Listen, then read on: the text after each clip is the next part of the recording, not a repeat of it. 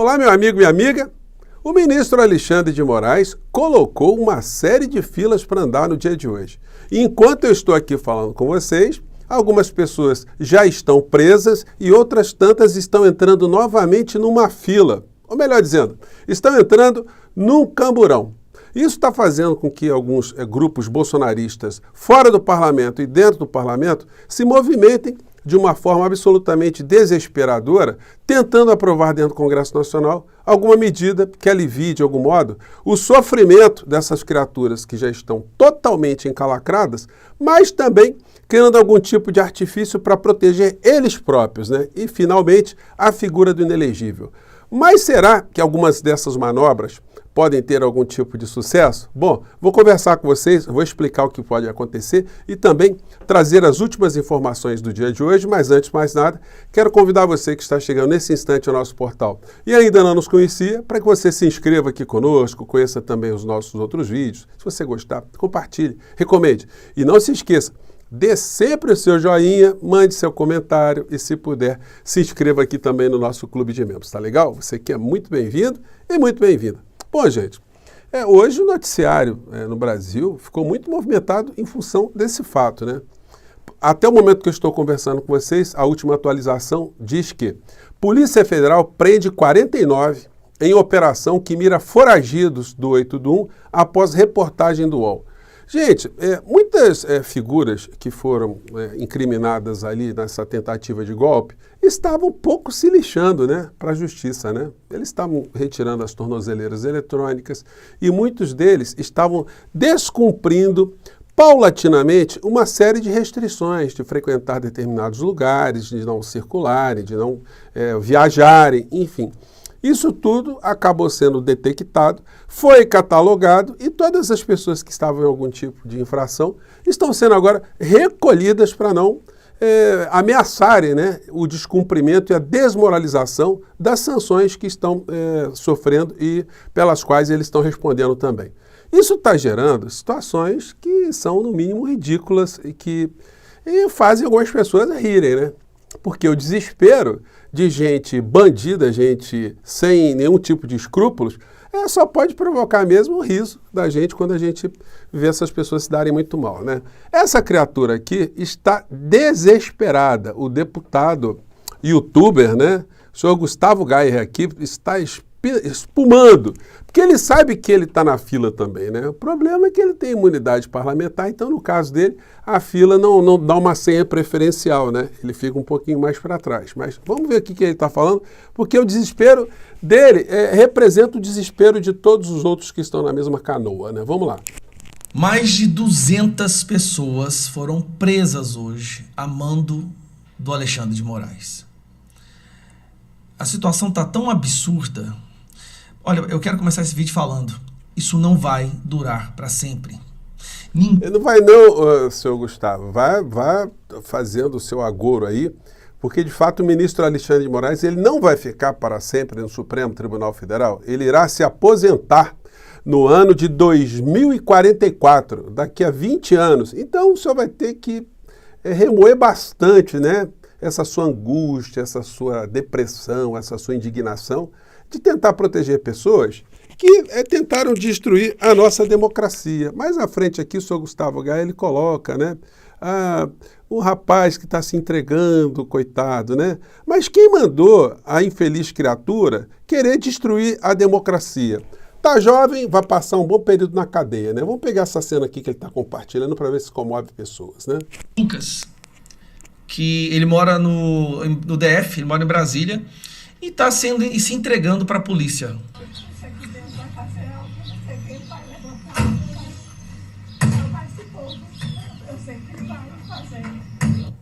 Meu filho, estamos vendo o camburão ali ao fundo. Quem mandou você acreditar no Bolsonaro? Quem mandou você acreditar no senhor Gustavo Gayer? Quem mandou o senhor acreditar no Nicolas Ferreira e essa quadrilha, essa orcrim toda? É isso que está acontecendo. O que está acontecendo com o senhor, fulano, o senhor que está sendo preso, isso aí já foi advertido por espaços como o nosso Portal do José. Quantas vezes nós dissemos aqui que isso iria acontecer? Gente, aconteceu nos Estados Unidos. A gente falou, olha, vai acontecer igualzinho.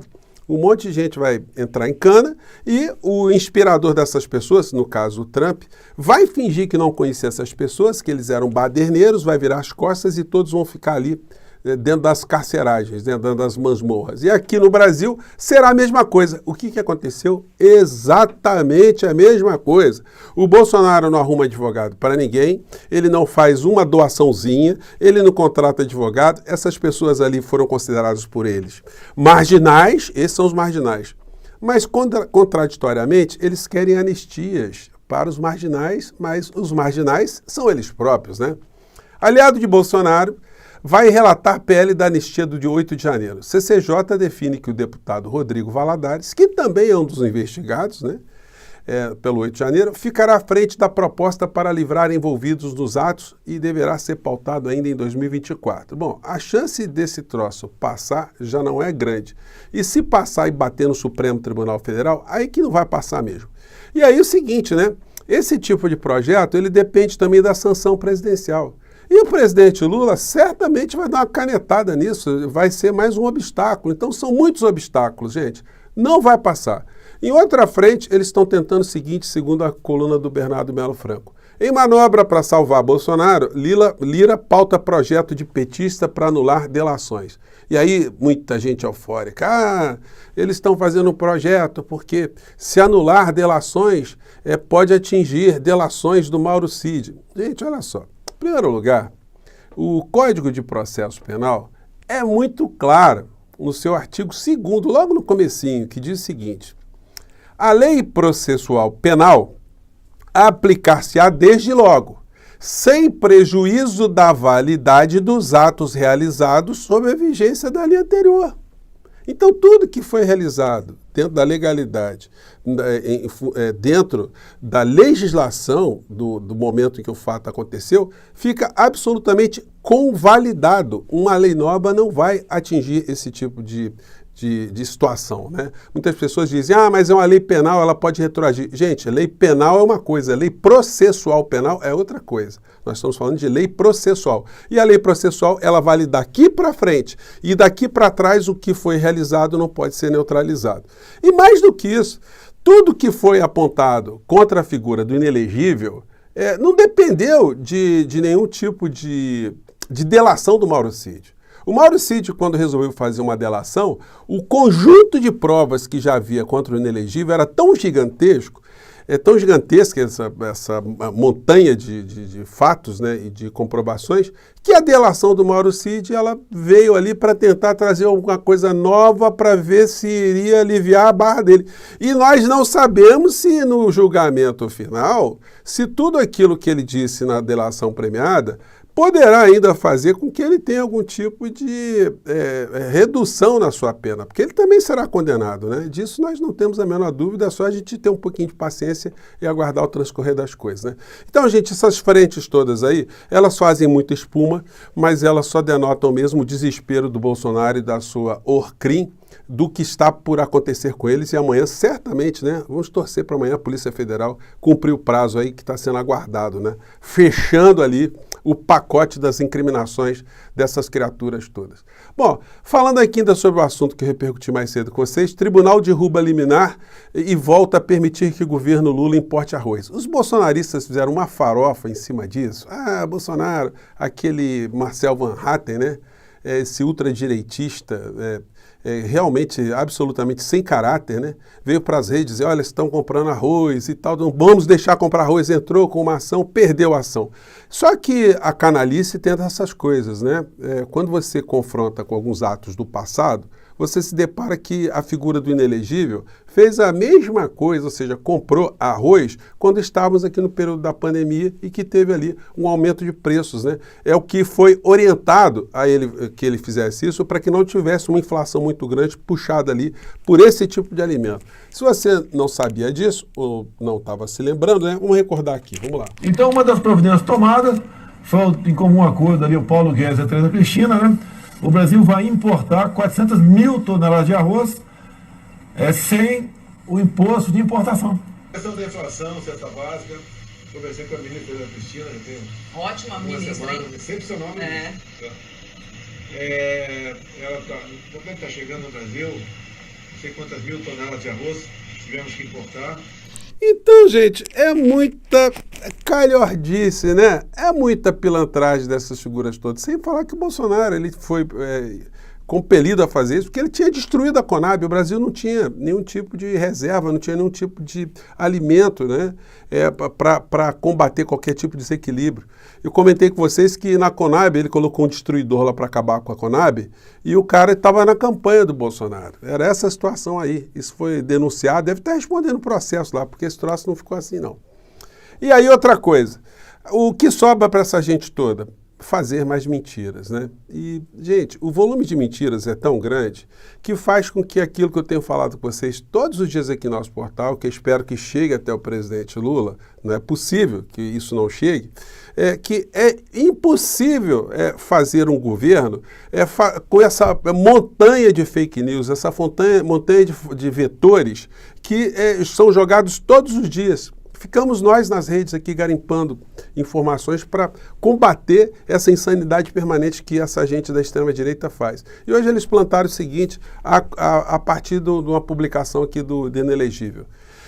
O amor segue inabalável. E aí ele coloca a foto do Lula beijando a Janja, né? Enquanto isso, o Rio Grande do Sul inteiro para ser reconstruído. Embaixo coloca, Lula vai passar a semana dos namorados na Suíça e Itália. Bom, o bolsonarismo todo, e muita gente que não é bolsonarista que toma contato com esse tipo de publicação, pensa o quê? Puxa vida, o Lula vai passar o Dia dos Namorados na Itália e na Suíça, que sacanagem. Pô, que desumano, né? Bom, e olha só quem está agredindo, né? Falando isso, o Bolsonaro. Só que o Lula, a foto é muito pilantra, porque o Lula não vai lá namorar, né?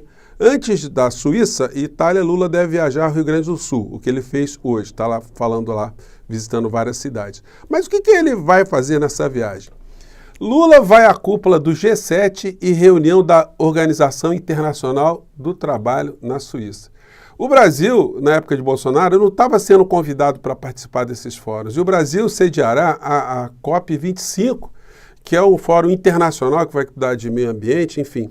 E esses encontros do presidente de um país servem para alinhavar uma série de situações, pré-acordos, né, pavimentar caminhos. Mas aí os canalhas, os calhordas mentirosos, ficam insinuando, né, que o Lula vai viajar para namorar, para passar o Dia dos Namorados. E para a Organização Internacional do Trabalho, a mesma questão. É muito importante o Brasil estar inserido nas novas formatações de trabalho desde que nós começamos a ter no mundo os aplicativos, esse tipo de situação. Então, é muito importante o Brasil estar antenado com essas questões todas, porque essas empresas que atuam no mundo inteiro são empresas transnacionais. Então, os trabalhadores, os governos que têm uma preocupação social também têm que estar articulados de maneira mais ampla, né, de maneira mais internacional. Então, gente, comunicação é tudo, né? Só para fechar o nosso papo de hoje, a presidente eleita do México, a Claudia Sheinbaum, eu me inscrevi no canal dela, né? E vocês vejam só, ela fez um vídeo aqui explicando algumas coisas em função das eleições que aconteceram lá no domingo. Como é que agora os mapas vão ser organizados, como é que funciona. Dando uma aula de cidadania. E esse vídeo já tem mais de 1 milhão de visualizações. Então, gente, esse povo lá do México está se comunicando. Eles estão o tempo todo levando informação politizadora. Não é que eles estão fazendo publicidade. E nós vamos insistir aqui no nosso portal o tempo todo nessa questão, porque o governo Lula não pertence só ao presidente Lula, ao presidente da República, e nem às pessoas que estão ali dentro do governo. Pertence a todos nós que saímos de casa para votar, repletos de esperanças, querendo que o Brasil nunca mais caia nesse tipo de maldição que nós tivemos aqui no nosso país com essa gente insana que a gente conseguiu barrar, né? Mas para que eles não votem, é muito importante que eles sejam permanentemente desmascarados, confrontados, judicializados e responsabilizados criminalmente, né? Bom, por isso que eu estou aqui. Gente, um grande abraço, mande seu comentário. Tchau!